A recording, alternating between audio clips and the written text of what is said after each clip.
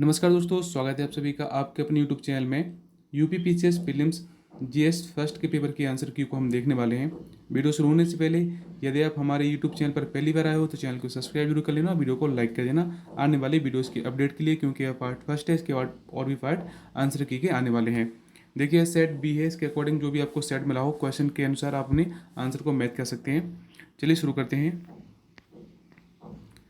देखिए दोस्तों, इसमें जो पहला प्रश्न पूछा गया था, ज्योतिबा फुले जी से संबंधित प्रश्न इसमें पूछा गया था। सेट बी में पहला प्रश्न तो ज्योतिबा फुले से संबंधित थे। ऑप्शंस थे सविनय अवज्ञा आंदोलन से, श्रमिक संघ आंदोलन से, जाति विरोधी आंदोलन से या फिर कृषक आंदोलन से।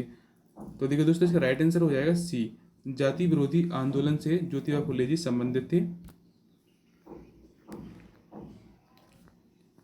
खान मंत्रालय की वार्षिक रिपोर्ट 2020-21 के अनुसार निम्नलिखित में से कौन से दो राज्य भारत में लौह अयस्क के प्रमुख उत्पादक राज्य हैं। तो देखिए दोस्तों, इसके ऑप्शन दिए गए थे ओडिशा, छत्तीसगढ़, झारखंड और कर्नाटका।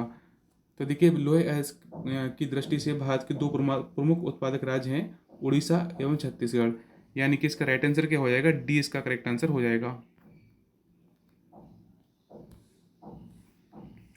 विश्व खुशहाली सूचकांक 2022 के अनुसार भारत कौन से स्थान पर है। वर्ल्ड हैप्पीनेस इंडेक्स में भारत की रैंक क्या थी, ये आपको बताना है 2022 में। तो देखिए दोस्तों, इसका राइट आंसर था 136, 136वें स्थान पर भारत था। सूची 1 को सूची 2 से सुमेलित कीजिए तथा सूचियों के नीचे दिए गए कूट से सही उत्तर चुनिए। तो देखिए दोस्तों, इसको हम एलिमिनेशन मेथड के माध्यम से कर सकते थे। तो सुल्तानगढ़ी किसने बनवाई थी, जैसा कि आपको मालूम होगा, सुल्तानगढ़ी इल्तुतमिश ने बनवाई थी, और जमायत खाना अलाउद्दीन खिलजी ने। इस तरीके से ए का जिसमें थर्ड होगा और सी का जिसमें फर्स्ट होगा वही इसका सही आंसर होगा। तो देखिए दोस्तों, इस प्रकार एलिमिनेशन मेथड के माध्यम से या फिर आप इस तरीके से आप ए इसका करेक्ट आंसर हो जाएगा। और देखिए, लाल महल बनवाया था बलबन ने। एक बार मैच कर लेते हैं इसको। सुल्तानगढ़ी इल्तुतमिश, लाल महल बनवाया था बलबन ने, जमायत खाना अलाउद्दीन खिलजी ने, और 2.5 दिन का झोपड़ा कुतुबुद्दीन ऐबक ने। आप स्क्रीनशॉट भी ले सकते हैं इसका। निम्नलिखित में से कौन सा वृक्ष पर्यावरण के लिए खतरा है। तो देखिए दोस्तों, पर्यावरण के लिए कौन सा वृक्ष खतरा है। ऑप्शन थे नीम, बिल्कुल नहीं है, तो बिल्कुल सही होता है एनवायरनमेंट के लिए, और केला और बबूल। तो देखिए, इसका राइट आंसर क्या हो जाएगा, पर्यावरण के लिए जो खतरा है वह है यूकेलिप्टिस। देखिए, यह जो यूकेलिप्टिस का वृक्ष होता है यह ग्राउंड वाटर के लिए काफ़ी हानिकारक होता है, इसलिए इस प्रश्न का राइट आंसर हो जाएगा यूकेलिप्टिस।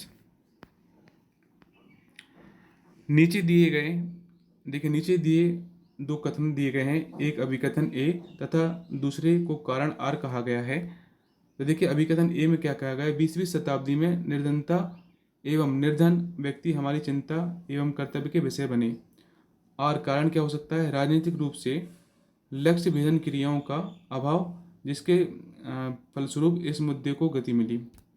तो देखिए दोस्तों, इसका राइट आंसर क्या हो जाएगा, ए और आर दोनों सही हैं, इसका राइट आंसर हो जाएगा।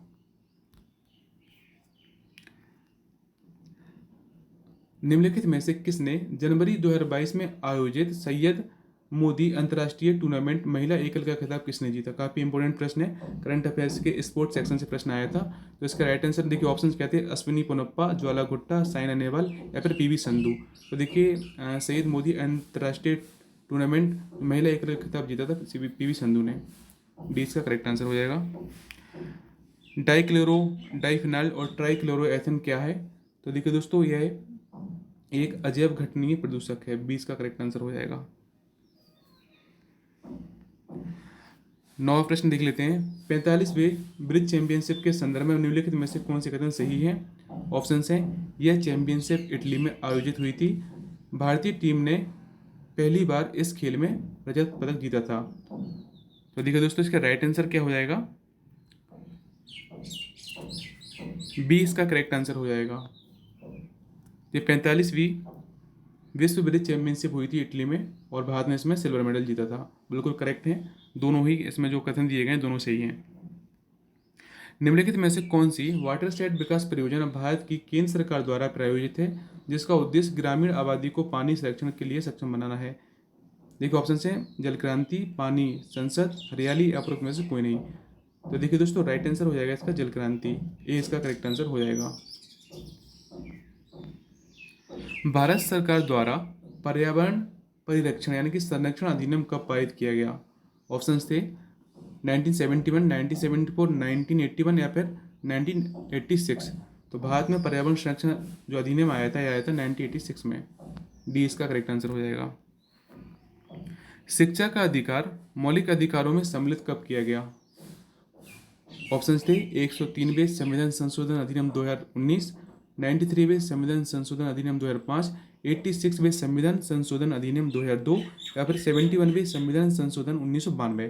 तो देखिए दोस्तों, इसका राइट आंसर हो जाएगा सी, 86वें संविधान संशोधन अधिनियम 2002। देखिए अगला प्रश्न देख लेते हैं। निम्नलिखित में से कौन सी उम्र सम्मिलित नहीं है?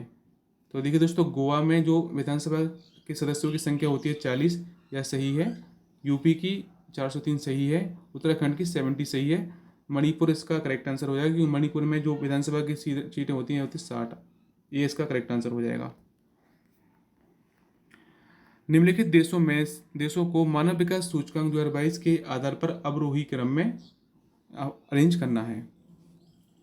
तो देखिए दोस्तों, का राइट आंसर क्या हो जाएगा? इसका राइट आंसर हो जाएगा सी, यानी कि हांगकांग है पहले पर, फिर ऑस्ट्रेलिया है, फिर है जापान, फिर है रूस। सी इसका करेक्ट आंसर हो जाएगा।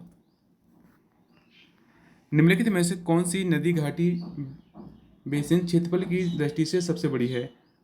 ऑप्शन थे ताप्ती, नर्मदा, महानदी या फिर कावेरी।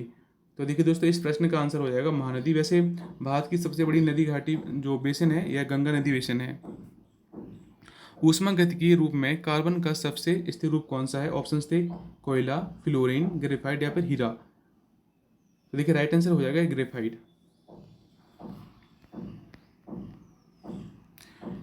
देखिए दोस्तों, इस प्रश्न का आंसर थोड़ी देर में आपको नेक्स्ट पार्ट में बता दिया जाएगा। नीचे दिए गए यौगिकों में से कौन सा एक प्राकृतिक गैस का मुख्य अवयव है? तो देखिए प्राकृतिक गैस का मुख्य अवयव होती है मीथेन। डी इसका करेक्ट आंसर हो जाएगा। देखो ऑप्शंस में कौन कौन थे? ब्यूटेन, हेक्सेन, बेंजीन और methane.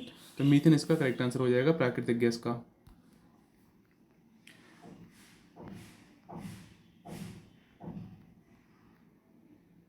Thanks for watching this video. देखिए अगली जो पार्ट थोड़ी देर में आने वाला है, उसके लिए चैनल से जुड़े रहिएगा। जय हिंद, वंदे मातरम।